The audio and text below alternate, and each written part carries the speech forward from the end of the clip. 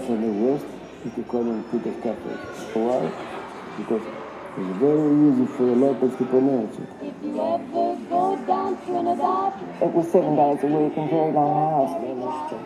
Calypso sing and make up rhyme, How no, two worlds, the world formulated. drinking rum and Coca-Cola, go down Point Cumana. Greek cafes in Australia were a Trojan horse for the Americanisation of this nation's eating and social habits from the very start of the 20th century. They initially introduced American commercial food catering ideas, technology and products, and later influenced the development of cinema and popular music.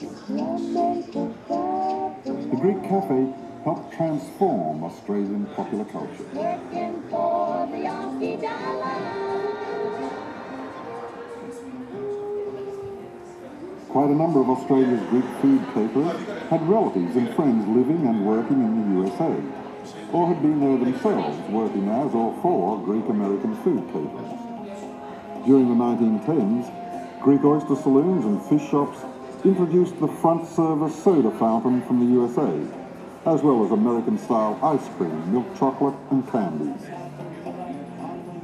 By the 1920s, these oyster saloons and fish shops had transformed themselves into soda and sundae parlours, and had cultivated such an insatiable public demand for their new American-style food sensations that American food companies quickly crossed the Pacific into the Antipodes. In the early 1930s, the milkshake was popularised and the milk bar created, based upon the American drugstore soda parlour. Milk sales soared throughout Australia. This was also the start of the golden age of the Greek Cafe, which not only brought all these American food catering influences together, but also instigated a long-term working relationship with cinemas. By the early 1950s, jukeboxes had appeared in a number of Greek cafes. Consequently, in the late 1950s, the rock and roll generation embraced the top 40. Norman and 7 mates are sitting in the front seat of the hot FJ Holden. They pull up outside the Parthenon milk bar. In the late 1960s and early 1970s, Greek cafes were undergoing a transformation to takeaways in response to the rapidly growing fast food economy that they had assisted in developing. Traditional Greek cafes are now very few in number, nostalgic reminders of the powerful vehicles of social, cultural change they once were.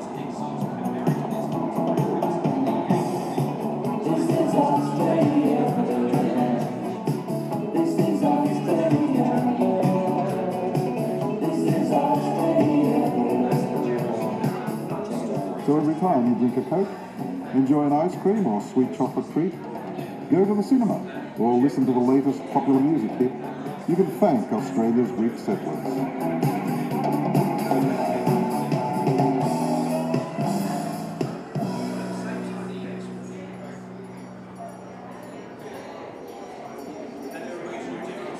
Just one more minute.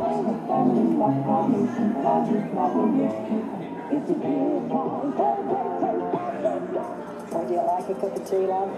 Ashes make the tea that makes your day. I think it's the beginning.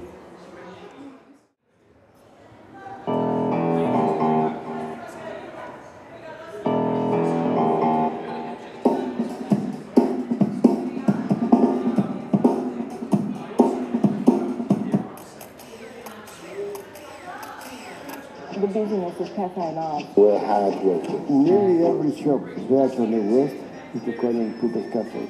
Why?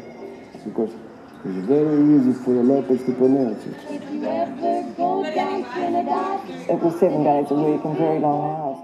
The ancient Greeks are still with us, and in many respects the Greek cafe is still with us, because despite the fact that we no longer have traditional Greek cafes, they were taken over by takeaways and then taken over by the corporatisation of fast food in regard to McDonald's and Kentucky Fried Chicken and Pizza Hut and so on.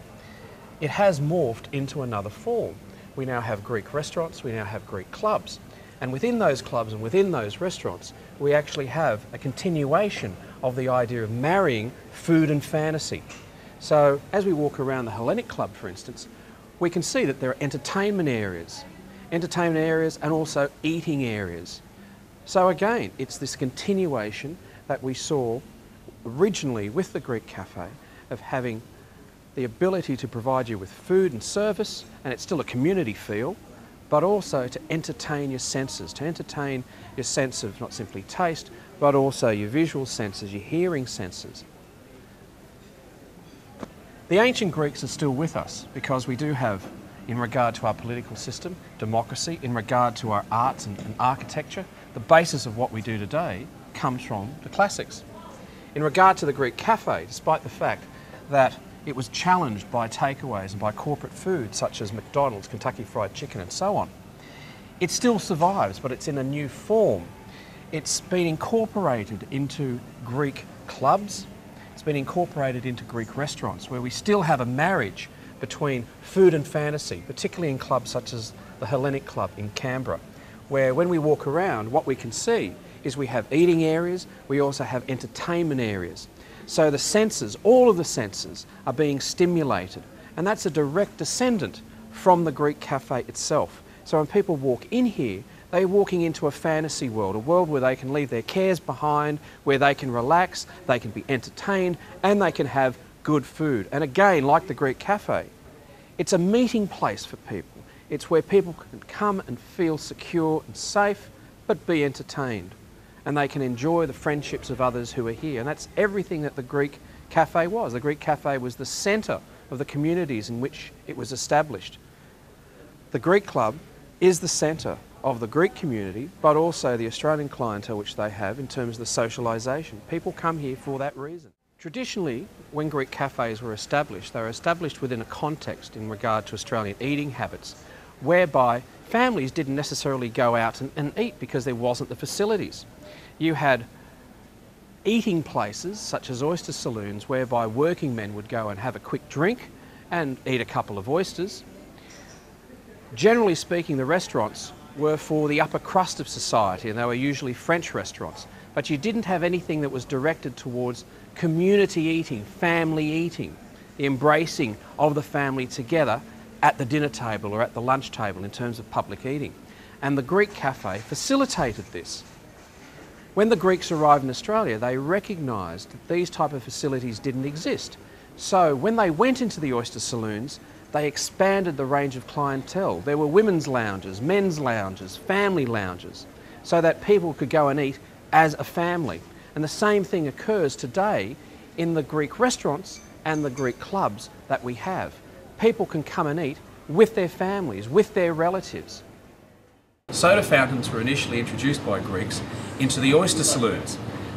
Those oyster saloons then became soda parlours, but the descendants of the soda fountains today, in actual fact, are found in pubs or in clubs, and these are the contemporary soda fountains. We are very thankful to these people. They done such a good job, and they are the best people for the job. Thank you. I mean everywhere. How's it been? Great. It's fantastic. Now this is the best part of doing this sort of work, the acknowledgement and the support and the... Well, you've done such a great job, and I now took you such a long time to do all this. You're doing a little thing, and well, you can see how much time is involved, and definitely you've done a great job. And I hope... How many years has it taken you to get to the Museum of Australia? 23 years, even when it wasn't created, it was just being thought of. We're actually very privileged to be able to have this displayed here because it's recognition of the importance that that Greek-owned, family-run commercial institution had in regard to Australia's past. You guys remember Ben, don't you, from the Hellenic Club way back? That's right! Yeah. Now I'm trying to think, where have I seen him before? You had a long ponytail. Yeah! Are you still working there? Obviously. So, how does it feel after all these years? Come closer together, guys. Come on. After all these years, what's it like being working together? Oh, it's great. I mean, we enjoy doing this work. We do it because we enjoy it, and I think that's the difference. That's why we still keep doing it. But it's not over, because it's these people, the younger people, who really have to take up what we've started. We're growing old, as you're well aware. I'm getting a grey beard. And eventually... Okay, the two of us kind of landed and I have to walk in first. So do we?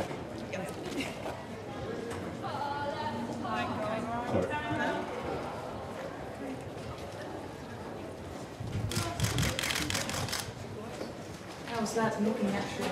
I told you so. It wasn't very natural. There's like 7 of us.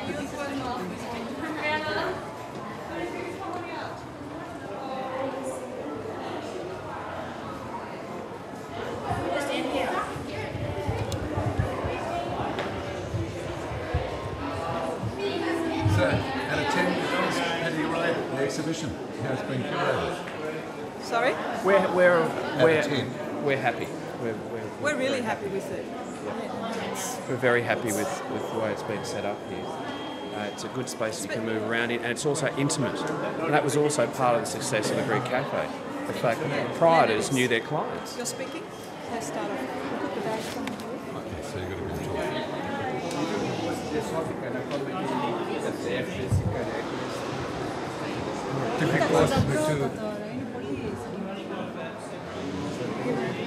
Is everyone here yet? No, I think people are coming.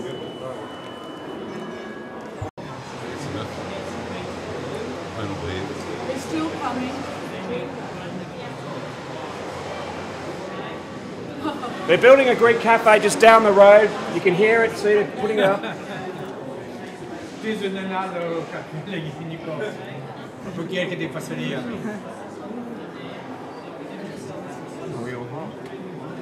Can you all hear me? I can't hear you. Can you all hear me? Yeah, bravo. All right, welcome ladies and gentlemen. Welcome to the exhibition. I've been told that I've got to cut down what I have to say. I have to be very brief because I don't think you want to be here for half a day, do you? Or do you? Yes, we do. You do? Okay, fantastic. I'll take my time then. This is part of the 3D component that Rowan put together. And what we have here are examples of the type of furnishings that were placed into Greek cafes during particular periods, as well as the utensils and equipment that were being utilised. In the cabinet, what we have up the top, you can see we have bottles, vanilla, cola and orange. These were essences that were utilised, they were natural essences, that were utilised with the soda fountain, the soda pumps. These were placed along a back bar that had a mirror, very similar to what we have there at the moment. The back bar was very important because the soda fountain was not just simply there to provide you with an aerated drink, but it was also part of the process of entertainment. Most of us have heard of the term, the light fantastic. Well, it wasn't simply first applied to neon lights. In actual fact, its origins are with the soda fountain, because many of the early soda fountains, and these were front service soda fountains that were patented in the early 20th century, they were long columns with handles on them, levers where you could pour the drinks out. But up the top, you had a lotus leaf, and inside the lotus leaf, a light. And on certain occasions, they had a motor underneath the light, and it went round and round. So with the lotus leaf that was made of stained glass, you got all this wonderful light being distributed within the soda fountain, or soda parlours as they were called, back in the 1920s. And of course, that was also picked up by the mirrors. But there's more! On the original back bars, they actually had bulbs of lights, different colours that flashed on and off. Now mind you, these are in the days of the 1920s. And generators weren't available in many of the country towns. So it was the Greek Cafe that actually brought in many of the first generators, which is also another reason why they went into cinema, because you needed a generator for the projector in the cinemas, and they had it. But with the soda fountain and with the coloured lights, we had the first marriage of fantasy with food. And this was an idea that was brought across from the United States. Many of those Greeks who had food catering enterprises in the US also had cinema complexes. Now, the second owners of 20th Century Fox were actually 3 Greek individuals who came together in partnership, and they were cafe proprietors. That idea was directly brought across to Australia because in actual fact there was competition between the United States and Australia for what I refer to as cafe fodder. There were books being published in the United States and in Australia. Many of you would know The Life in Australia. It was published here in 1916, 1917. Well, there are other publications that challenged it in the US. These were sent to Greece, saying, we've got a wonderful country here. You too can be materially successful like us. You can work in the cafes. You can eventually buy a cafe and you can have all of this. So there was competition between the US and Australia to bring out Greeks to both of those countries, okay, to work in the cafes. And of course, within New South Wales, particularly during the early period, the Catherians dominated, but in terms of the numbers going into Greek cafes. But prior to the Catherians, in terms of the ideas, it was the Arcadians that actually brought it over, because in Greece during the 1890s, Greece had fought a war with Turkey. It was actually bankrupt. The financial sovereignty of the country was actually under Great Britain. You had the Great Depression, so you had massive movements of people from villages into the major urban centres, and then you had migration. People had to migrate out to find a new life. Many of them went to the United States. And when they went to the United States, they went into food catering, they went into railway construction, or they went into the mines. And as they travelled across the US, they picked up ideas about food catering from the US, and when they got to California, Dimitri, what is that over there? It's called Australia. What did they do? They crossed the Pacific and they came here and they brought the ideas such as the soda fountain with them. Down below, we can see soda glasses and, in actual fact, carrot-based chocolate. But those Greeks who had been to the United States saw that the US was commercialising milk chocolate. We all have a sweet tooth for milk chocolate. So what they decided to do was to start creating milk chocolate here in this country. And it became such a phenomenon that some Greek cafes actually adopted the names of the confectionery, which in terms of companies that were mass producing the confectionery in the US and then later Great Britain. So you had names such as the Bluebird, the White Rose, the Red Rose. Ice cream was also something else that was very important. During the 1910s and the 1920s, again, Australia produced a form of ice cream which was yellow and it didn't taste very nice at all. American-style ice cream, which again was directed towards the sweet tooth, was imported by the Greeks and placed into their oyster saloons, soda, Sunday parlours, and these later became milk bars. And they became such a focal point for people when they went out, that is the ice cream, that you developed Sunday parlours, Sundays coming across from the US in terms of the forms that the ice creams would take.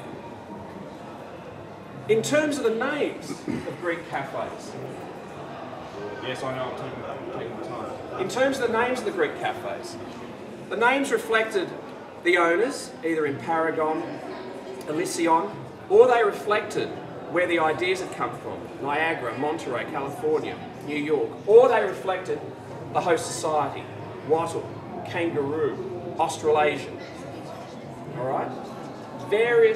It reflected the influences that impacted upon Greeks involved in food catering. Now down here I mentioned chocolates. Look, there we have a Bluebird box. In fact, there are two Bluebird boxes down there. The Greek cafe also was influential in the development of architecture. And I think you've all picked up by now that when I say Greek cafe, I'm talking about the Greek cafe as an amalgam of predecessors, food catering predecessors such as the oyster saloon, the soda Sunday parlour, and the milk bar. We'll get to the milk bar soon because it's a Greek-Australian creation.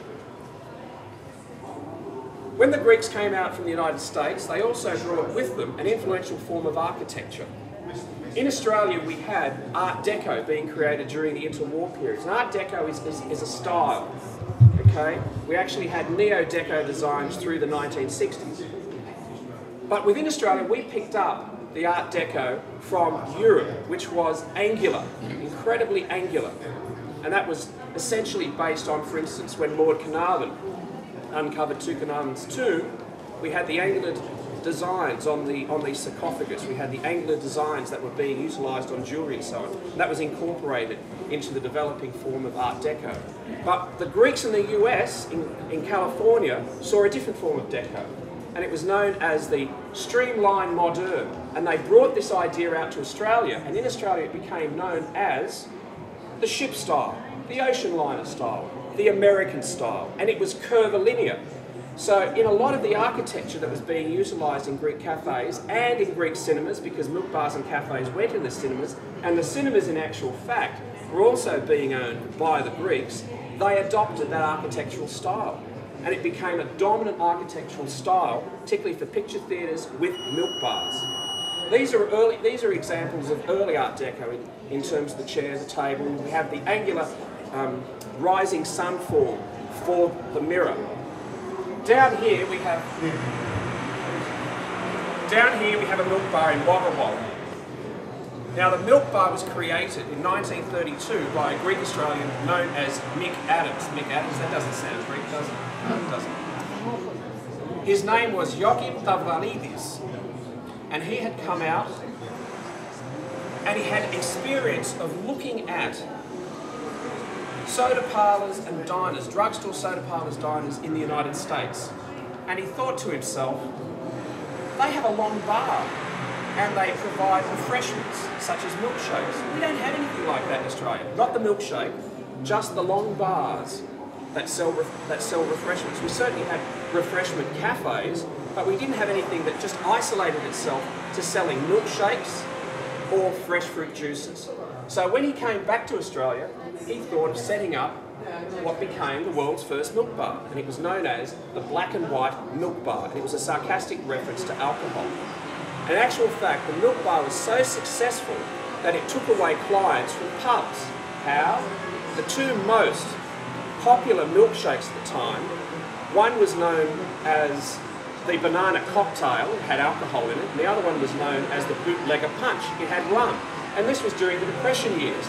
Milk was being propagated as a health food, just boom. We'll continue into here. Yeah. The exhibition itself is broken up into a number of components. The first section, come down, please come down.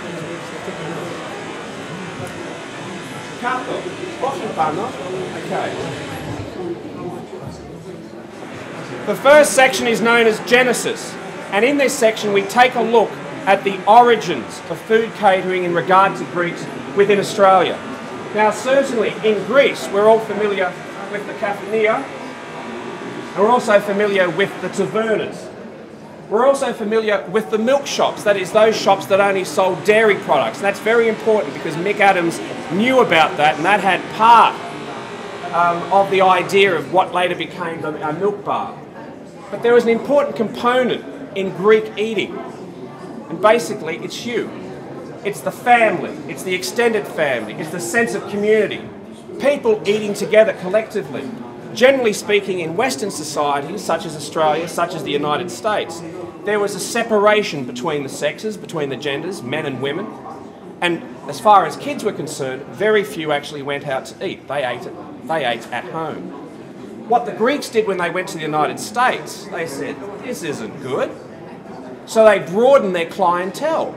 They invited families in. They invited women to be with men. This had a huge impact in regard to the popularisation of eating out. And they brought that idea to Australia with them. Here we are, Kafania. In the United States, we had Greek cafes that were established from both the East Coast right through to the West Coast. And as I said, they looked at ladies and gents, 24-hour service.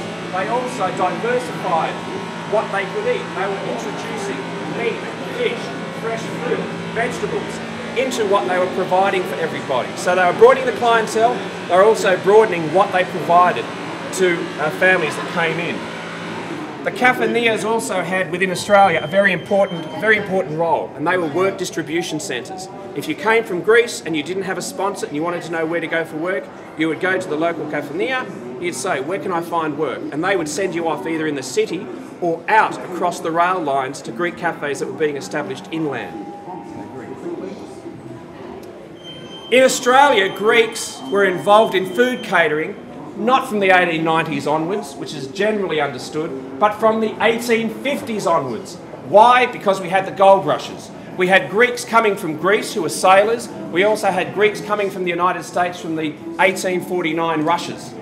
And many of these Greeks realised that gold mining was a lottery. You might be lucky, you might strike it rich, you may not.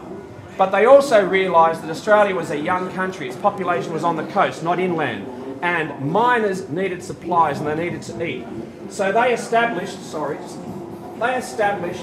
food stores on the goldfields. There's an example around here, Spiro Bennett with his wife. That's over at Gulgong, which is in New South Wales, northwestern New South Wales. And I think there are other examples as we go around the corner. So Greeks were involved in food catering from the 1850s onwards. With the gold rushes, it stimulated chain migration.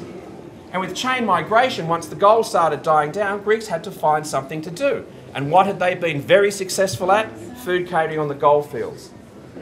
They also recognised that there was an institution, an eating institution within Australia known as the Oyster Saloon, which was directed towards working men. And it was exclusively working men, and within these institutions they provided fresh oysters, bottled oysters, and you could also have an alcoholic beverage. When the Greeks took it over, they did exactly what they did in the United States. They diversified their clientele. They had men, women, they invited children, families, and they also diversified their foodstuffs. They introduced what they had known in the United States, milk chocolate, American-style ice cream. They introduced the soda fountain. The soda fountain became so popular that by the end of the 1920s, you had 6 soda fountain manufacturers in Australia alone. The original soda fountains were imported from Chicago. So they went into the oyster saloons. They also hawked to try and extend their clientele, hawking various foodstuffs.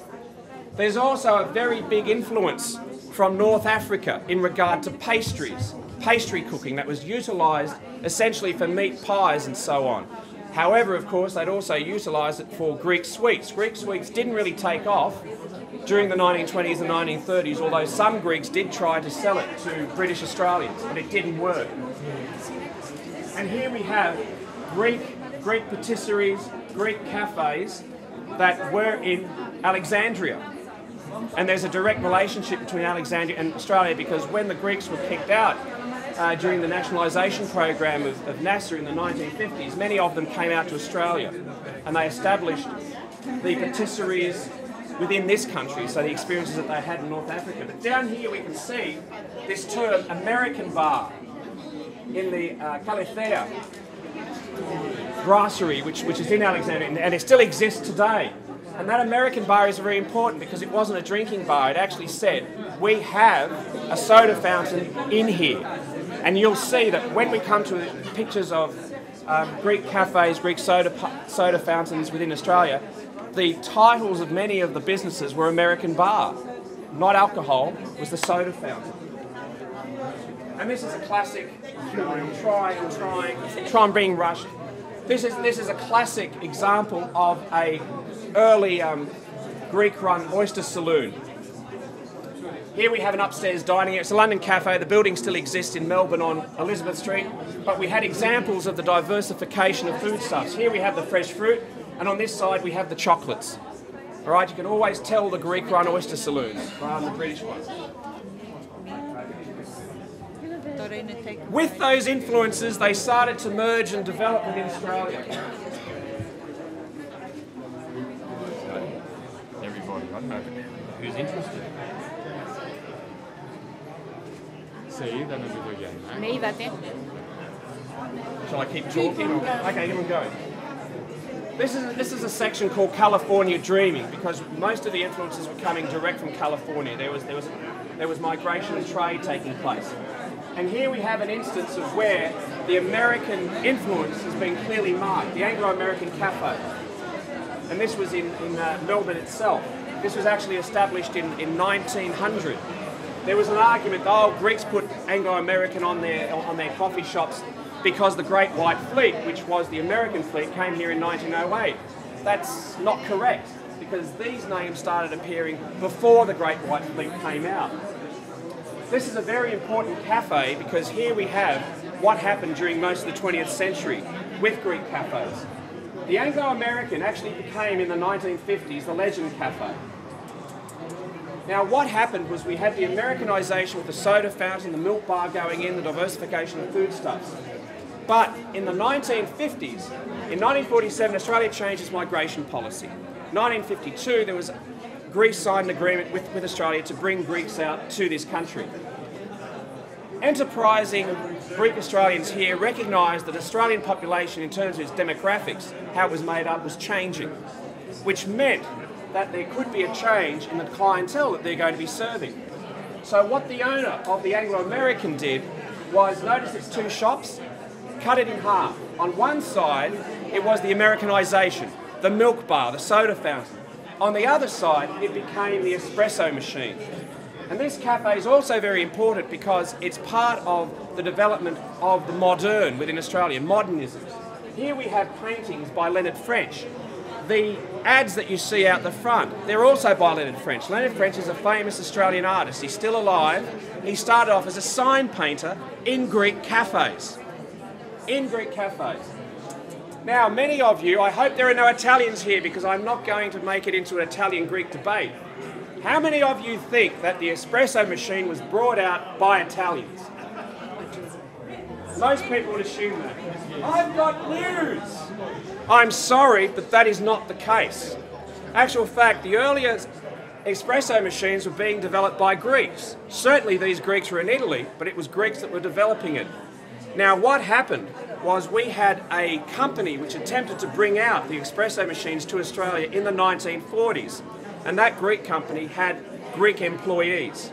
Sorry, that company had Greek employees. It was an Australian company. But the espresso machines were being brought out simply for tea. I only wanted to boil water. So the espresso part of the machine wasn't being used. It was competing against another icon that was developed here in Australia, known as the Harros boiler. So they're only being used as boilers. But with the change of clientele, with the continental Europeans coming out and the southern Europeans coming out, one wonderful Greek who had two milk bars in Sydney called Patricia's Milk Bars, his name was Akon. It had been reduced from his Greek name. He thought to himself, well, that company that's bringing out the espresso machine, I'm going to buy their license to import it, and I'm actually going to put espresso machines into my business and see if it takes off. And this is in the late 1940s. The earliest example that has been documented of Italians utilising espresso machines is actually 1952. But he was bringing these out and using them as espresso machines and selling them, on-selling them to other Greeks in the late 1940s. And in 1951, the Andronicus brothers brought out their first espresso machine. Remember, the Andronicus in Sydney were involved in coffee from the early 1900s onwards. They had been grounding their own coffee, but they had never produced espresso. And of course, espresso boomed, particularly in Melbourne, because you not only had Greeks, you also had Italians. So in regard to the Europeanisation, what we have in this development of this cafe, first the Americanisation comes into the oyster saloon, then by the 1950s, we have the building split in two. One side, the Americanisation with the oyster, with the soda fountain and the milk bar. The other side, the espresso machine, and involvement in the development of the modern, the development of international style within Sydney. Very important point.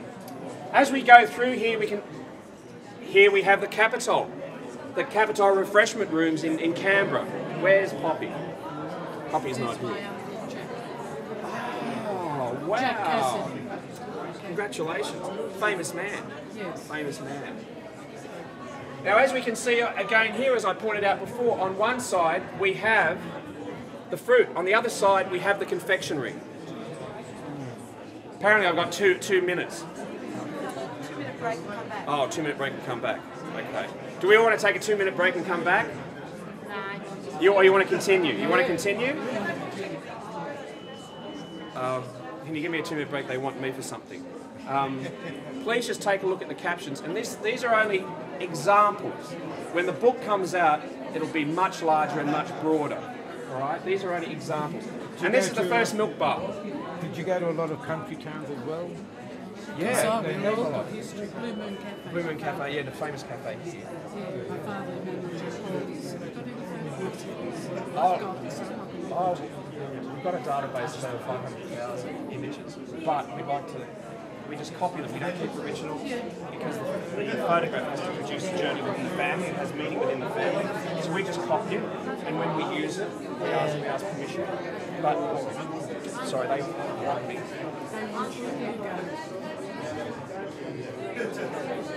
Be in touch. I'll be back.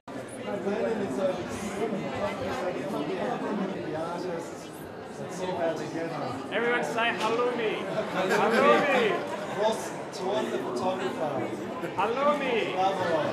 And can you just look at the photographer again? Nice and proud, nice and proud. Bravo. Okay,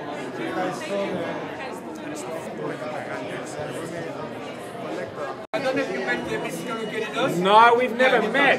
Is there a picture of you somewhere around here that I've seen? Oh, this one already. Δεν πήγαμε, από εκεί είναι. Το έχετε δει. There is, because there's a number of people at the reception who are actually in the show. But we've had to limit because of the space. Anybody interested in continuing? You continue, they'll start. Okay, we continue with start.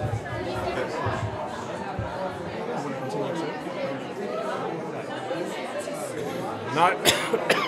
Excuse me, sorry, I'm wasting your... No, they're all mingling. It's all right. Do you want to hear the story? Yes. Want to hear the story? Now, outside I spoke about the relationship between cinemas and cafes. Australia had a developing motion picture industry, particularly in the 1960s and later in the 1970s we had a renaissance. Even though we were developing motion pictures from the 1920s onwards, it really wasn't an international market we were looking at. However, in the 1960s and the 1970s, we had international motion picture companies coming to Australia. But within Australia, we didn't have anything like food caterers who were specifically designed to provide food catering for motion pictures, who are constantly on the move from one site to another. So here we have an example of Conservos. Conservos' dad actually got the contract from Warner Brothers to do the food catering for The Sundowners, which was a very famous film. When was it released? It was released in 1960. And you had people in it like Peter Ustinov and Robert Mitchum. And his dad became friends with Peter Ustinov and Robert Mitchum. But that's not an isolated example. Other films that were being produced by motion picture companies also took on Greek food caterers. And it became quite a lucrative affair with the cafes because they would make so much money, more money than they would make within a year over a period of 3 or 4 weeks, because you're looking at hundreds of people and being on time wherever the scene was going to be held to provide the food items. Not only food items that could be eaten when they were on set, but if food was required in regard to the actual filming on the set, they had to go and do it. They had to go and do it. Down here we have the transformation from the oyster saloons, and here we have the Canberra dining rooms where we had the various food items. And down here we can actually see American confectionery ice cream on the window. You can actually see it. These oyster saloons transform themselves into Sunday parlours. And here we have an example. So what we have happening, the tables and chairs that were in the oyster saloons for sit-down meals were used, but when the soda parlours came in with the pumps and with the bar, that was placed into the eating area. And with Sundays, because Sundays became so incredibly popular, many Greeks, rather than referring to their establishments as soda fountain shops, they referred to them as Sunday shops. Okay? As I indicated outside, in 1932, Mick Adams, who is this gentleman right here, established the Black and White Milk Bar, and it is the world's first milk bar. Many people have written about, oh, milk bars are in the United States. That's incorrect. It's an incorrect use of terms. There were no milk bars as such in the US, but there were certainly drugstore soda parlours that had long counters. So they sold, so I was a chemist. So they sold drugs and they also sold refreshments. And the reason for that is because early chemists or apothecaries actually would put syrupy concoctions with the medicine so that you could drink it. In actual fact, the milkshake is a descendant of that. Many people don't realise it. But here we have the first instance where we have, rather than looking at a large economic base in terms of service, you've got a small economic base in terms of service. People have to come up to you, order, take away, or just stand at the bar. So you get rid of the tables and chairs. You get rid of that. You don't have table service. You don't provide food. You just provide milkshakes and fresh fruit. Now this became so well established that within 5 years there were 4,000 milk bars throughout Australia. But again, as I say outside, there is more. This is an internal part. This is one of the waitresses in an early milk bar. The milk bar went right across Australia. Here we have the first milk bar. Notice we have Hollywood up the top. First milk bar in Perth.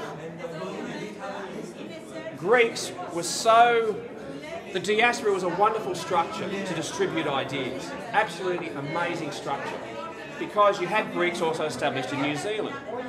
When those Greeks came out here and they saw how well these milk bars had taken off, they took the idea to New Zealand and they established milk bars in New Zealand. It's what we call a knock-on effect. All right? So we have Greeks, gone to the United States, picked up ideas, merged them with their ideas from Greece, who've then come across out to Australia, saw what was here, merged the ideas they had from the US and Greece here, and now we have those ideas going to New Zealand. But again, there's more. Not only did they go to New Zealand, they also went to the Pacific Islands, such as Fiji. I think I have an example of that somewhere along down here. There's a milk bars were established in Fiji. And again, we haven't been able to prove whether or not it was the Greeks that brought it over, because we've only made one research trip to certain Pacific Islands. But what we have been able to establish was that the milk bar came across from either Australia or New Zealand, in terms of the documentation that we've been able to acquire. The milk bar also went to Great Britain. And how it got to Great Britain, there was a politician in Australia who was also the equivalent of the Kerry Packer in terms of how much money he had in the country. During the Depression years, he went bankrupt. And he thought to himself, how am I going to make some money? One day he was walking down towards the Black and White, and he was with Jack Lang, Depression era Premier of New South Wales, and he looked across at the Black and White and he said, do you know, Jack, I think that's a money goer. I'm going to take that across to Great Britain. So that's exactly what happened. He took the milk bar across to Great Britain and he established black and white milk bars in Great Britain. And again, the same thing happened. Within a number of years, there were thousands of milk bars in Great Britain. Thousands. In actual fact, the milk bar became such an icon in Great Britain that Harold Pinter, who was a playwright, one of his most famous works is called The Black and White, and it's of a person sitting in and thinking about their life in a black and white milk bar in London. Now, what we had from the 1930s onwards, you had your milk bars established, but in country towns, they wouldn't be as dominant. It was only in the major urban centres that the milk bars took off in a very big way. You actually had a merging of the oyster saloon, the soda Sunday parlour and the milk bar into the classic Greek cafe, which is what we have here. This is the Astoria in Newcastle. So notice, these tables are gone. We have booth seating, and booth seating was actually introduced to Australia by the Greeks from the US, but in the US they were known as Italian seating. They were introduced to the US eating establishments by the Italians because it took up less space. Okay, it took up much less space and it became more personable. We still have the long counter, we still have the soda fountain pumps, we have the milkshake makers which were imported from Hamilton Beach in Racine, Wisconsin, which is only 100 kilometres north of Chicago, which is where the soda fountains came from. Here we have a classic Art Deco feel to the building itself. Now, Greeks also became involved with the architecture, I said, bringing out the Art Deco. Well, one of the classic individuals to do that was a Greek by the name of Varvaresos. He was a shop fitter. He was a shop fitter throughout the 1930s. And his early styles were very early angular Art Deco, but then he started introducing the curvilinear. This is the California Cafe in Ningbo. And we've been able to locate 60 of his designs. And there's an example of one down here. Victoria Cafe, this is in Newcastle. Notice the curvilinear coming in. So we started introducing this into his designs. as I said, we were very lucky to find 60 of these designs. They're very large. This is a milk bar in Fiji. Milk bar in Fiji. This is a classic which is not very far away, the Niagara Cafe. This is a 1938 fit out. And these are the current owners. That cafe was established in 1901, 1902 as a refreshment rooms. It then became a cafe under the Castrition brothers. In 1983 they sold out and the current family has taken it over. Previously this area here used to be a massive dome with the cosmos, because the whole experience was to create the idea of another world. It was to create the idea that you can leave all of your cares and worries behind, because here is a total fantasy. And of course the Niagara is just across the road from the Picture Theatre. And down here we have an example of the Saraton Theatre, which is in New South Wales. What's Saraton backwards? Notaris. Notaris. This Picture Theatre, again, was established in such a way whereby the cafe or milk bar was placed within it. And this is now heritage listed, and the New South Wales government has provided some money for its upkeep, and it's still operational.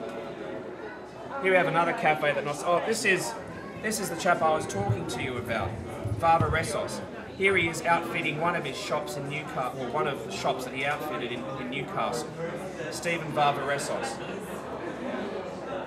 This particular cafe is still in operation, although the Veneris brothers no longer have it. It's now run by British Australians. And unfortunately Jack has passed away. But that mirror which you see outside, there it is. And the booth seating is still there, and they have a classic soda parlour back bar, which was in the original cafe that their parents owned across the street. It's still there, and it's still kept very well. This is another example of the soda fountain. Remember I said they had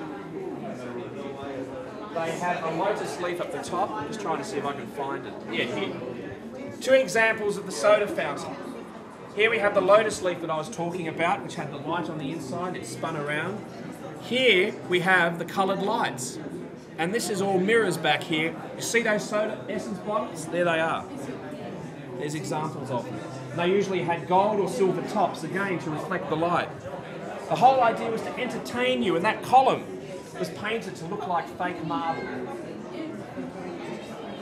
And here we have another example with a Tiffany lamp. Okay? When you see old American movies, look out for these things. And when you take a look at the proprietor behind the counter, as far as I'm concerned, many of them look as if they're Southern European. Okay. I mentioned back there with the Calathea that it had American bar. That indicated there was a soda fountain inside it. Well, here we have in Longreach, in far central Queensland, American Bar Central Cafe, the Comino brothers. And here we have the Byzantine Eagle. Okay? The building's no longer there, the family's no longer there. However, the memories of that place are still there with the people who have remained in Charleville. It had such a huge impact. But again, confectionery, American bar, they had a soda fountain in there. And this young lady over here, who we interviewed back in the 80s, she was one of the wives of one of the brothers that operated this cafe, and she remembers the sounds and the sensation that people would have when they would be pulling the sodas. Brand new technology, and wow, this is really exciting. We may not find it exciting these days, but they certainly did. Okay. The Art Deco architecture, the curvilinear. This is the Civic Theatre in Scone in New South Wales, and it was run by Greeks, and it still is owned and run by Greeks today. But again, straight from the United States, the streamlined modern that I was talking about outside. I'm going. The earliest image that we have of a, excuse me, oyster parlour is this one here. It was taken by Charles Bayliss, who was a very famous Australian photographer, and it's dated, I think, 1896. Down here we can see Comino's Cosmopolitan Oyster Parlour. I think this is Elizabeth Street in Sydney. But notice parlour is spelt the American way. There's no U there. So again, we've got the American influence just hitting you in the face. I was talking out there about books from the United States that were trying to draw Greeks from Greece to come and work in their cafes in the US. Well, this is taken from one of those books, and it's The Greeks in California, 1916-17. Same style as The Life in Australia, which was produced here in 1916-17. And if we read here, we see that this is part of the Comino clan. They are the brothers Comino. And that they'd actually been to Australia. So there were businesses being established in the US, and the extended family would establish businesses out here in Australia. Okay. Because, as I said outside, many of the stories, whilst we've done archival research, many of them also are interviews. Because it's the people that created these establishments. The people who ran them, the people who worked in them, and the people who frequented them. Many of the waitresses were of British background, British Australian background, because they knew the people of the country town, and people would come in and feel secure and safe. Once the Greek proprietors became acknowledged within the actual part of the Paleolithic community, and many of the Greeks weren't simply there to look at it selfishly making money. Some of them didn't make money, but they were also there actively involved in giving back to the community. They would be involved in charity races, they would be involved in local sports, various shows that being held in country towns. What I'm trying to say is it's gone. Okay, so it wasn't simply take. It was give and take. Excuse me.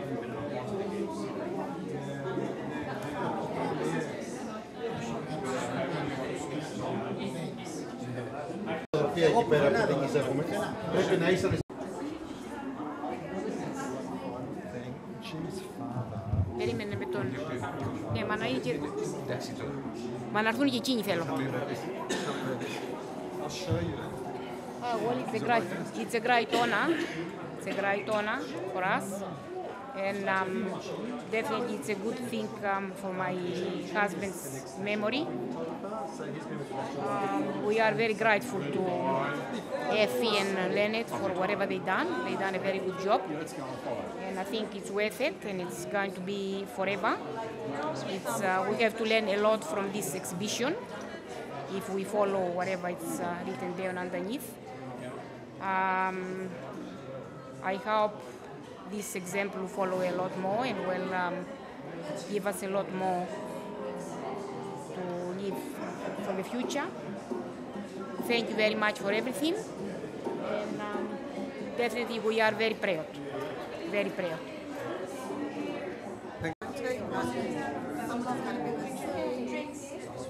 Yeah, wouldn't exist without the stories, without the memories. How was it? And I hope your example, you've been an example to a lot of other people. I hope so. People I need to hope do so, this. because we need people like you. We need a lot. Thank you. So very, very well done. Thank you very much, and keep up the good work. Can't get better than that, can you? I mean everywhere. Can't get better than that. Thank you. You deserve the best. Thank you. So you had an exhibition in Greece? The previous exhibition has toured to Greece twice, one for Thessaloniki and the other time in Athens as part of SOCOG, the Olympic Games. Yeah, it's good. And how does this one compare in Australia? It's all different. I mean, people don't realise how hard it is to actually get an exhibition up. We enjoy doing the work. I think that's the main thing. It's more the journey, not the destination. I think we like the journey of speaking, meeting these wonderful people and just working on And what's the gallery, the museum like? This one, fantastic. They've been really supportive. I think they like the Greeks here.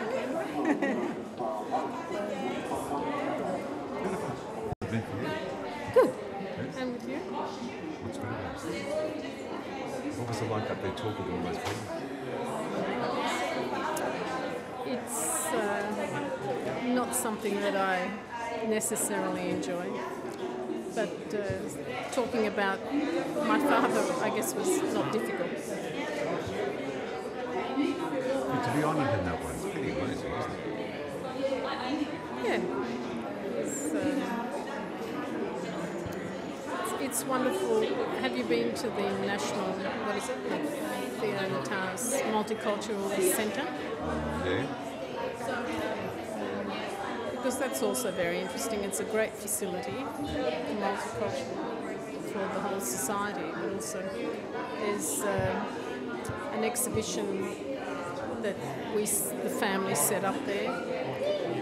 So yeah, it's interesting.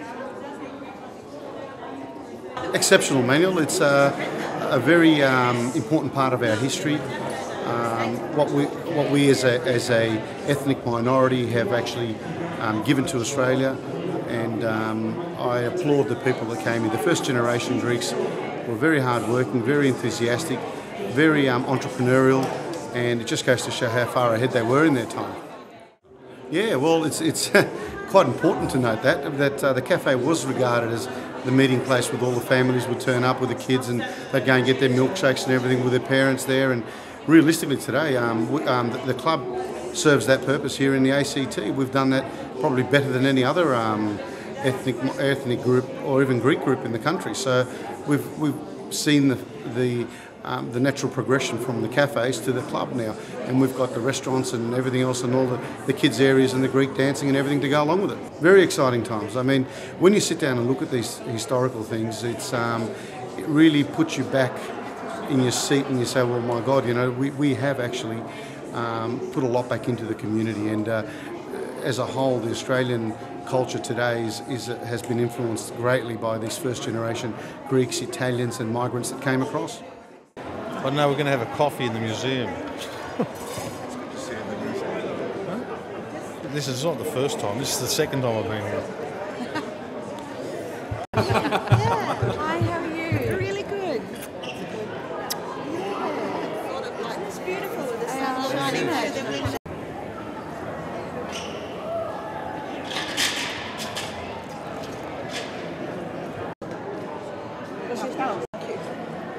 Ναι. Well, έχει τις δικές του ώρες. Ναι. Καλώς, μισός, αλλά αφού λες θα τελειώσει 11, πρέπει να τελειώσει. Good morning, Manuel. How are you? I remember my father behind the counter, since I remember. Have they got photos? I don't think so, but I've got some at home, somewhere. Is it a terrible... I remember my father in Queanbeyan at the Capital Cafe. That was in the 40s, and I could just remember. And then he was in Canberra on Alinga Street, and it was called the Blue Moon Cafe, opposite the old Canberra Hotel, and I remember the terrible smells coming from there. They were emanating, and I've never been able to drink beer since. And he sold the Blue Moon in 1959 when we went overseas for 15 months. We were in Greece. Anyway, thank you very much. Καλημέρα σας, τι κάνετε. Exhibition, yeah. Very, very proud. Yeah. The exhibition is amazing. It's all about nostalgia and what the Greeks contributed to the Australian community. Let's face it, we're all settled here now, so this is part of our country too. Good on you. Have a good time.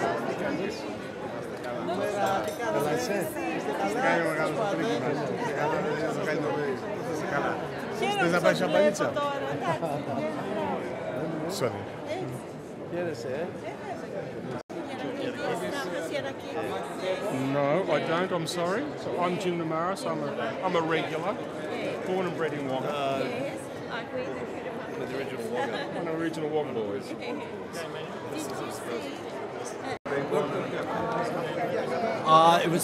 I'm post cafe days, but I've heard all about them.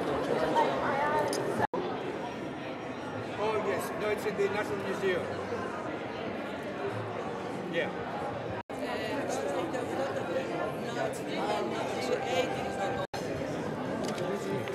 Look at the brothers. Oh my goodness. Are these Karuya? A while? How was your holiday? Yeah, good? Very good. I've been to Blockbuster. In Curtin? Yeah. Στη λένε στα ελληνικά, λέγανε ένα τραγούδι.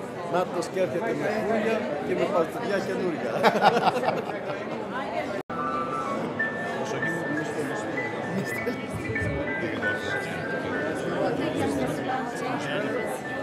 Thank you. And the thing is, but that's a bit close. Oh, good. How are you? I wonder where you were. Hope that's not on. Look, that's a bit wide angle there. Hello, baby. How are you? Hope you're having a good time. I hope so. Ah, yes. Would you like to meet Craig? Excuse me, I will have to go now. I'm called. Judy calls. Very nice How to meet are you. I'm very well. My Greek, it's improving by the second. It's down to about. It's up to about 5 words now. Hello, how are you? Welcome. Yeah. You're going a bit fast. He wanted me to help him to say welcome in Greek. I think you've forgotten it, haven't you? Oh, no, it's terrible. So you went through the same process? Amanda, and I've been here now for 5 years.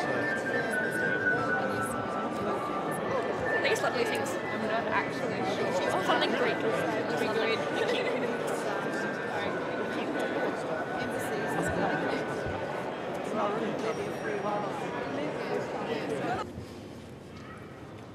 A reporter, very well known journalist, interviewed a clergyman, a theologian. The question that everybody expected to hear was, Father, what with God? The clever, wise theologian understood the perplexity of the journalist and said, I'm not sad because I'm going to die. I'm sad because I will take my memories with me, the memories which I could not record. But we have Effie Alexakis and Leonard Genshevsky who will record these experiences, record these memories, and will give us the opportunity to talk about them to our children and grandchildren. With those few words, I would like to ask the director of the National Museum of Australia, Mr. Craddock Morton, to welcome you here today. In the way that we normally do at the museum, I'd like to start by acknowledging the Ngunnawal Ngambri people who are the traditional custodians of the land on which the museum is built. Good morning and welcome. Kalamero Kalasori-Sate. Όπως βλέπετε, δεν χρειάζεται διερμηνέα ο κύριος Μόρτον. That required a lot of coaching, so my Greek, I'm afraid, stops there. But Your Excellency, Mr. George Zaos, Ambassador of Greece, Mr. Yanis Yakou, High Commissioner of Cyprus, other members of the diplomatic community, Mr. Theo Demaros, President of the Atlantic Club, distinguished guests, ladies and gentlemen. I must say that I'm absolutely delighted to have so many members of the Greek community here today to have a special viewing of the exhibition Selling an American Dream, Australia's Greek Cafe.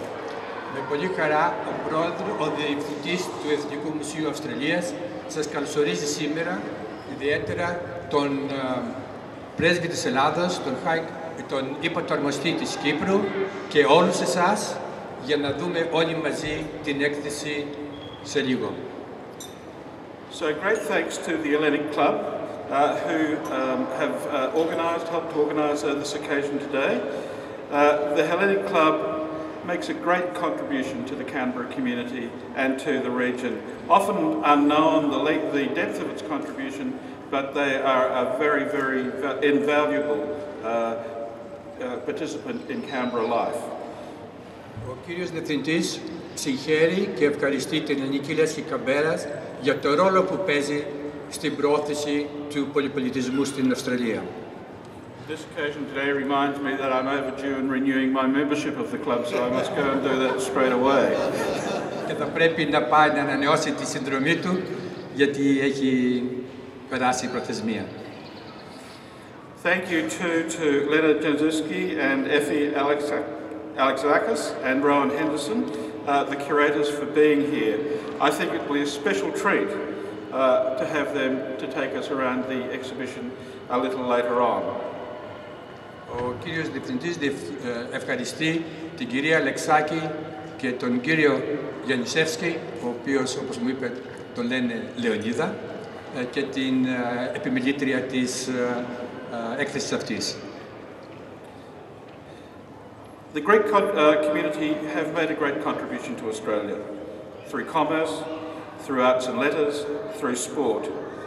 On a personal note, I should say that the most important person in my life at university was my university supervisor, a Greek man from Alexandria, Kimon Lycos, who taught me probably the skills that I've needed to use in this job. Η ελληνική παροικία έχει προσφέρει πολλά στην κοινωνία της Αυστραλίας, από το εμπόριο, τα γράμματα, τις τέχνες, και ιδιαίτερα θυμάται τον πρώτο του επιμελητή κατά κάποιο τρόπο όταν σπούδαζε, ο οποίος ήταν ελληνικής καταγωγής. Here too at the museum we employ a lot of people, not least a number of people of Greek origin, and of course the person who's organised this function today from our end is Amanda Zervos. George Seros is our photographer today. Vicky Revolis is one of our important hosts, and it's wonderful to be able to have this representation of the Greek community in our museum, helping the museum every day of the week.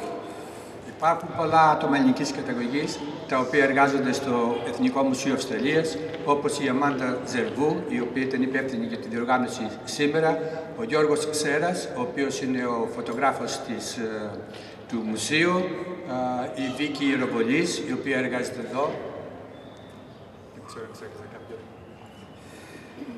This is an important exhibition. It shows one of the ways in which one of our migrant communities has civilised Australia.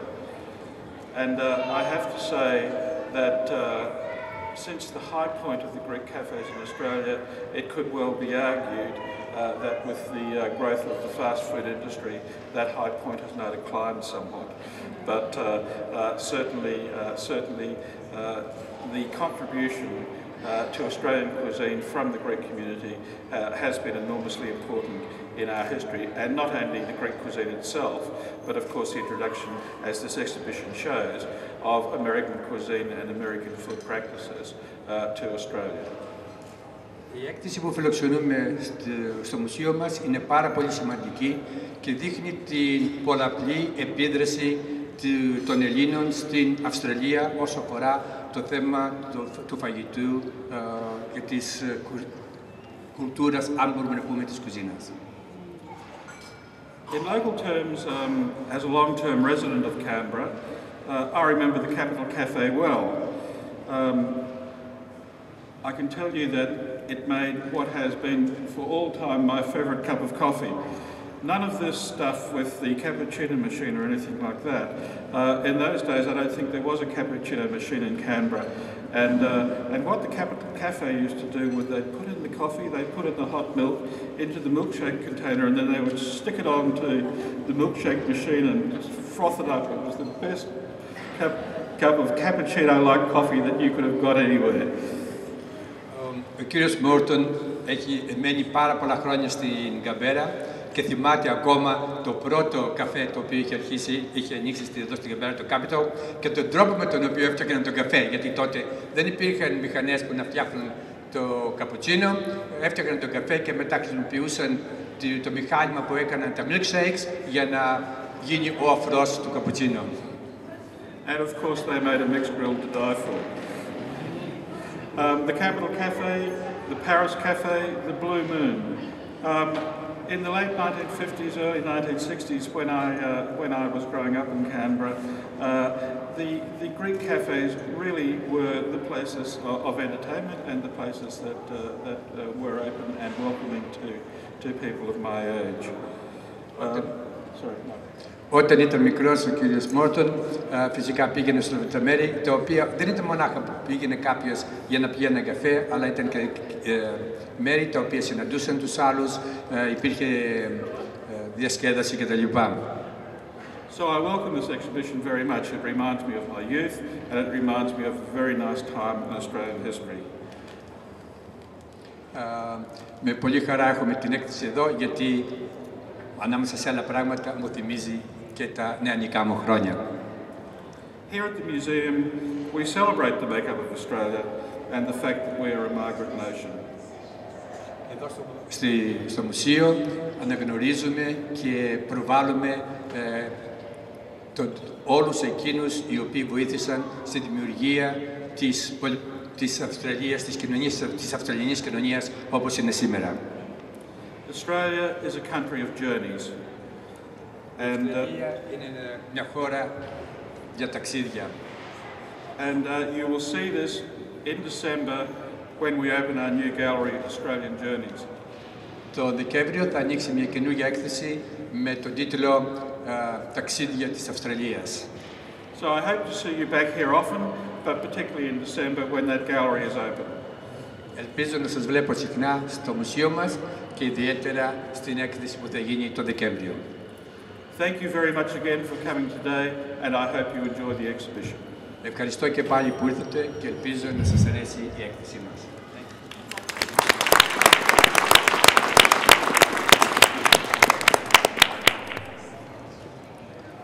And now I would like to call Poppy Martin, who is the daughter of the late Theo Notaras, who was the first one to open a Greek cafe in Canberra. Poppy Martin.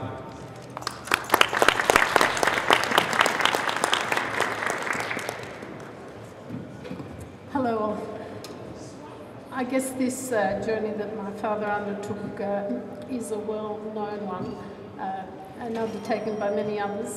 Dad was 13 when he left Greece and his family and came to Australia. That was a 10-month journey. He spent several years in Sydney and he worked there with his uncle. But he chose to leave the big smoke, as he called it. He wanted to settle in a smaller town, as Canberra was at the time. When he arrived here, the Sydney building was being constructed, and it was just half of the Sydney building. There were 12 shops that were being built, and Dad, at his tender age, I suppose he was about 17 or so, signed a lease to open a cafe. In a very short time, another landlord went to Dad and said, Theo, there will be 2 cafes and one is going to go broke. And he said, I know who's going to be the one to go broke, because he owned his building. He said, I won't be paying rent.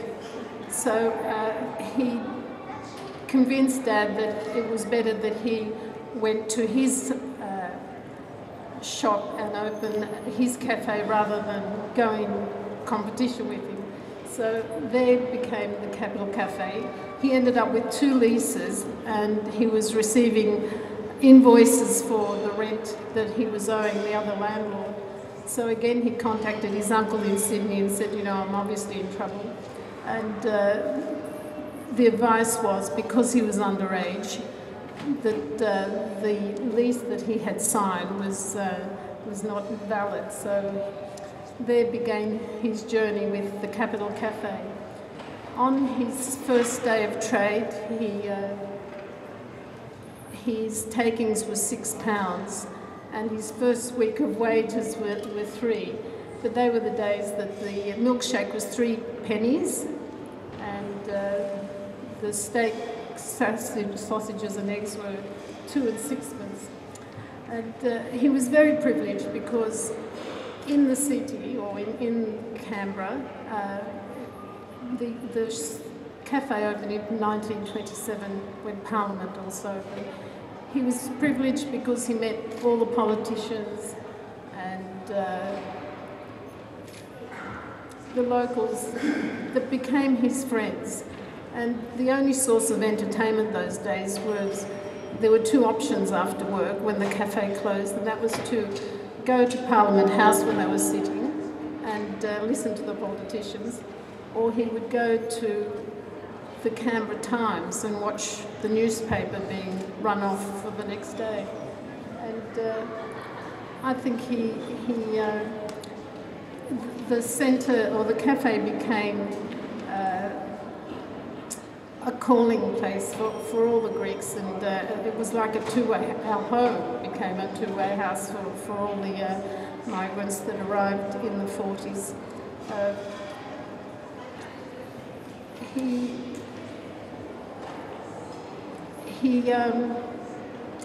His whole life became the city and civic. He was very passionate about Canberra, and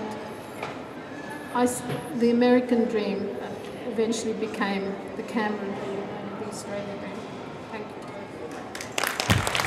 Η κυρία Μάρτιν μίλησε για τον πατέρα της, ο οποίος ήρθε στην Αυστραλία από την Ελλάδα σε ηλικία 13 μόνο ετών, αφού έμεινε για αρκετά χρόνια στο Σίδνεϊ, κοντά στο θείο του, γιατί τότε η μέρα άνοιξε το πρώτο καφέ, το οποίο λεγόταν Capital, και στη σύμπτωση, επειδή ήταν μικρός, υπήρχε άλλος ένας ο οποίος θα άνοιγε επίσης καφέ. Και κατόρθωσε όταν ήταν νέος να επιζήσει, να ευδοκιμήσει και να αφήσει το στίγμα του στην Καβέρα. Γι' αυτό πολλοί θα ξέρετε ότι το πολιτιστικό κέντρο της Καβέρας έχει το όνομα Θείο Νοτάρας. Όταν μου ζητήθηκε να παρουσιάσω, να γίνω ο νέος τελετάρτης για σήμερα, έψαξα στο διαδίκτυο να βρω τι μπορώ να πω για τον επόμενο μιλητή, τον σύντροφο της Έφης Αλεξάκη, τον κύριο Γενισεύσκη. When I was asked to be the master of ceremonies, I looked up the internet to find something to say about Jan Janicevski, Leonida Leonard Janicevski. I was in the internet for more than 5 hours. And even though originally I wanted to find something to say about Leonard, I couldn't because there was so much. But the thing which really impressed me more than anything was his email address. Greek Oz etc. So that's an indication of who Leonard is and what he's trying to do. And I think it's because of his love for Effie and everything Greek, both of them as a team managed to leave a legacy. A legacy which cannot be repeated. Leonard Janicevski.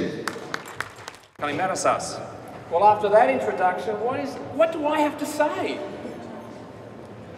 Michael's quite right.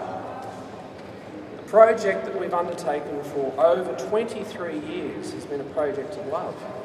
A project of deep love regarding Hellenism in this country, but also a project of finding out Australia's past, a past that hadn't previously been revealed.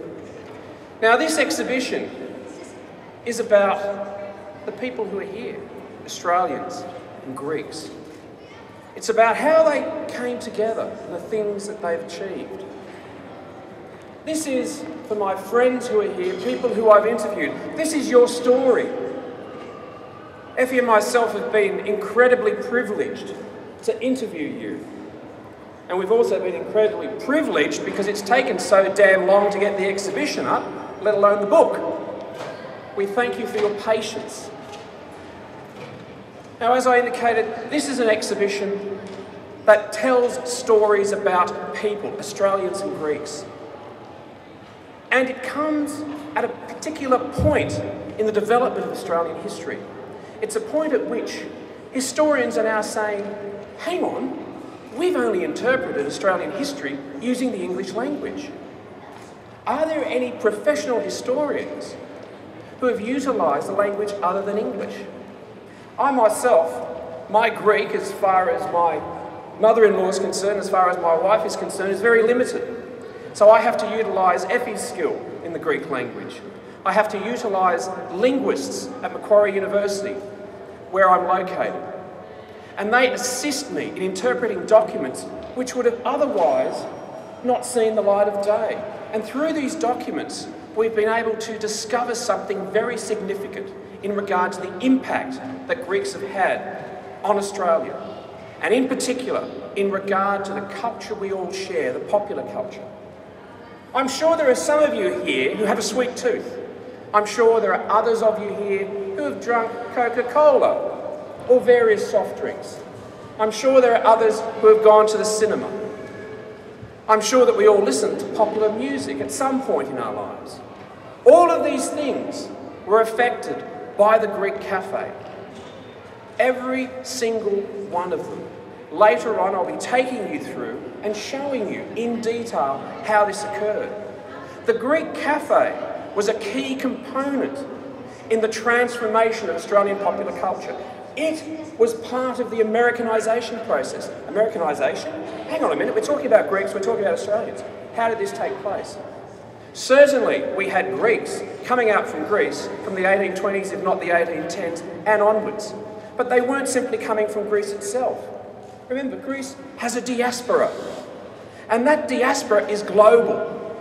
And when it travels, it takes its experiences from its mother country, and it goes to a new land, and it absorbs new experiences and marries them together. And then there's an ongoing process where, again, the migration takes place. We had Greeks coming to Australia, not simply from Greece, but also from the United States, who had experience in the United States of food catering. And with that experience, they saw that there was a niche that they could fit into in this country. They could offer this country something which wasn't here. And it was the Greek Cafe. And in the Greek Cafe, they brought with them American food commercial ideas. They brought over American technology with the soda fountain. They brought over the relationship between food and fantasy, that is the linking up of cinema with eating houses. They brought over jukeboxes during World War II, because when the Yanks were out here and they saw the Greek Cafe, they saw it was part of America, but hey, where's the jukebox? And a lot of the popular music that was played during the 1950s was first heard on these jukeboxes, which had been imported by the Greeks. Every one of us here has been affected in some way by the Greek Cafe, even if we haven't walked into it, because it changed the popular culture that we exist in. I stand here in front of you today, and I'd like you to join me in acclamation of those Greeks who were part of this process.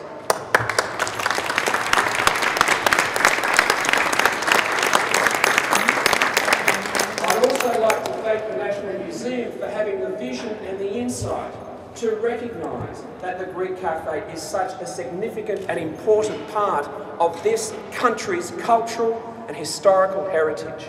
So again, could you join with me, please?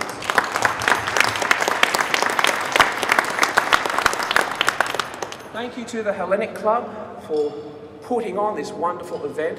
We are greatly appreciative. I'd also like to thank Rowan, because she put up with us, as well as Mark, during the installation of the exhibition. Rowan actually had the pleasure of putting together the 3D component, and it's a wonderful presentation. It gives you a further insight into the reality of the Greek Cafe. So again, could you please join me?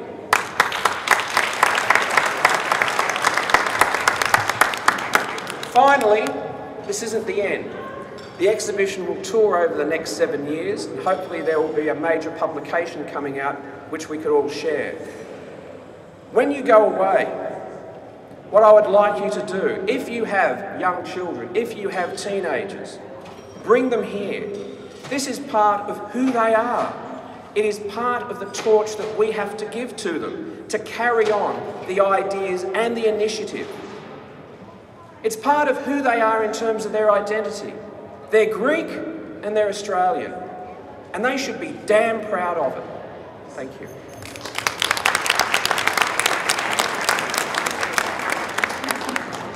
Θα είναι πολύ δύσκολο να μεταφράσει κανένα στα ελληνικά αυτά που μας είπε ο Λεωνίδας. Το πιο σημαντικό από όλα είναι ότι ήταν φανερή η αγάπη του για αυτό που κάνει. Και να μιμηθώ και επαναλάβω αυτά που είπε στο τέλος ο Λεωνίδας. Please put your hands together to acclaim Leonard and Effie for the legendary work they are doing.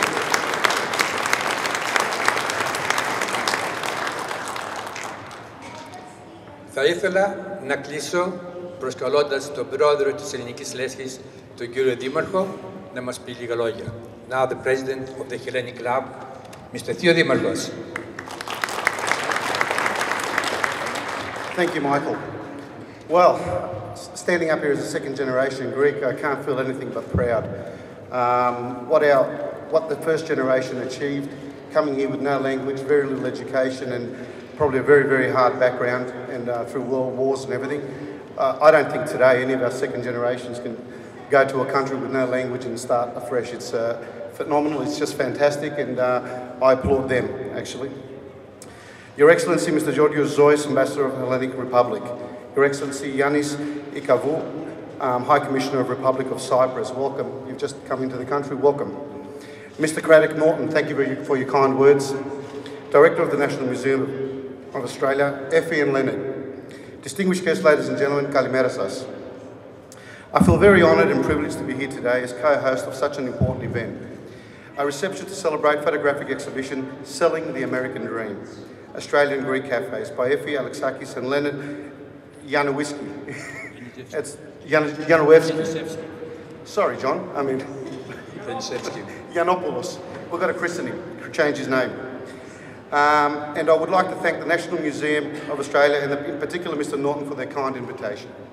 The Hellenic Club of Canberra in 2005 sponsored the exhibition Looking Back Australians on Crete, a work by Michael Winters commissioned by the War Memorial. This year the Hellenic Club has participated in the first National Festival of Photography, Vivid, organised by the National Library with its exhibition Greece from Down Under, raised money for the launch of the festival through the generosity of prominent members in our community and the wider Greek community. In today's celebration, we feel humbled partners with the National Museum of Australia and look forward to the opportunity to cooperate with the National Gallery of Australia as the fourth national cultural institution. I would like to congratulate Effie and Leonard for their legendary and untiring work, to thank you all for coming here today, and once again National Museum of Australia extending such a great honour to the Hellenic Club of Canberra, the leading multicultural club in the country. Thank you.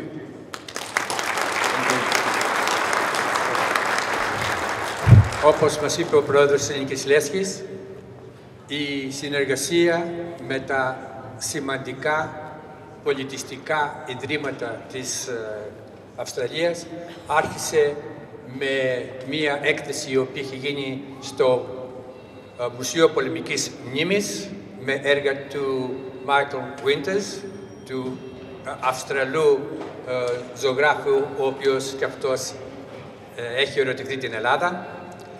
Φέτος πήραμε μέρος, η Ελληνική Λέσχη, στο πρώτο φωτογραφικό φεστιβάλ που διοργανώνει η Εθνική Βιβλιοθήκη Αυστραλίας με την έκθεσή μας «Η Ελλάδα από τους Αντίποδες». Στην έκθεση αυτή θα παρουσιαστούν φωτογραφίες που έχουν ληφθεί από μαθητές που παρακολουθούν τα μαθήματα ελληνικής γλώσσας και πολιτισμού στην Ελληνική Λέσχη εδώ και 8 χρόνια. Η επίσημη έναρξη της έκθεσης θα γίνει στις 9 Οκτωβρίου και θα παραμείνει ανοιχτή μέχρι τις 20. Και έτσι, στο σημείο αυτό θα ήθελα να πω 2 λόγια όσο αφορά την γενεοδορία των Ελλήνων. Όταν αναλάβαμε να πάρουμε μέρος, σκεφτήκαμε να πάρουμε μέρος στην έκθεση Vivid, στο φεστιβάλ Vivid, έστειλα ορισμένα γράμματα σε ορισμένους Έλληνες φίλους ζητώντας τη βοήθειά τους. Και συνήθως δεν μου αρέσει να αναφέρω ονόματα, αλλά αυτή τη φορά θα μου επιτρέψουν να το κάνω, γιατί το γράμμα το έστειλα την Τετάρτη το απόγευμα, που σημαίνει ότι ο παραλήπτης το πήρε την Πέμπτη και την Παρασκευή το πρωί στο ταχυδρομείο βρήκα την πρώτη επιταγή από τον κύριο και την κυρία Κρίς Μιχάλης.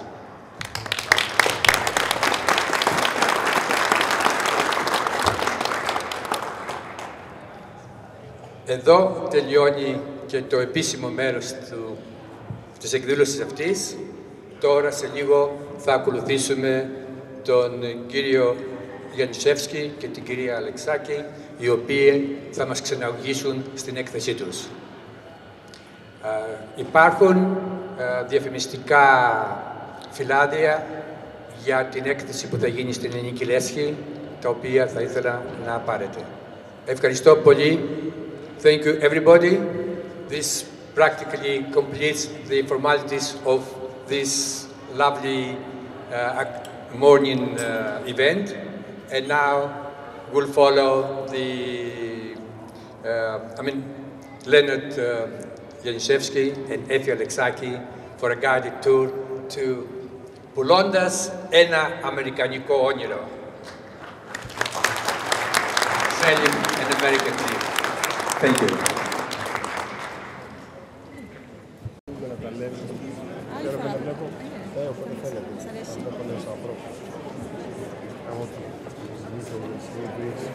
Is that to help the Greeks in Australia?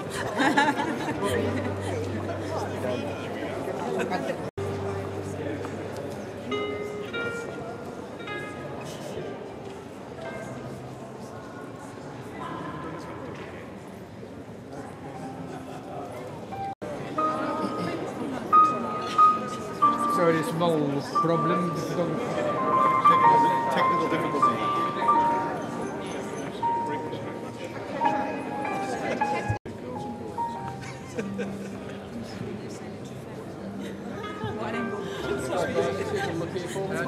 I heard you. Just here, guys. Thank you. Great. Just a couple more. Lovely, guys. Just looking here. Thank you. So what did you think? You finally made it to the Don't look at museum. the camera. They don't know who we are. Let's just walk. You finally made it to the museum. Yeah, finally. Well, we're not there yet in terms of the exhibition, are we? We're getting there. So did Dad give a good speech?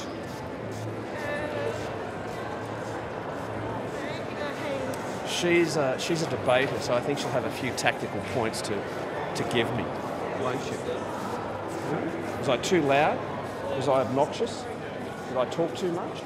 And I thought so. That is the case.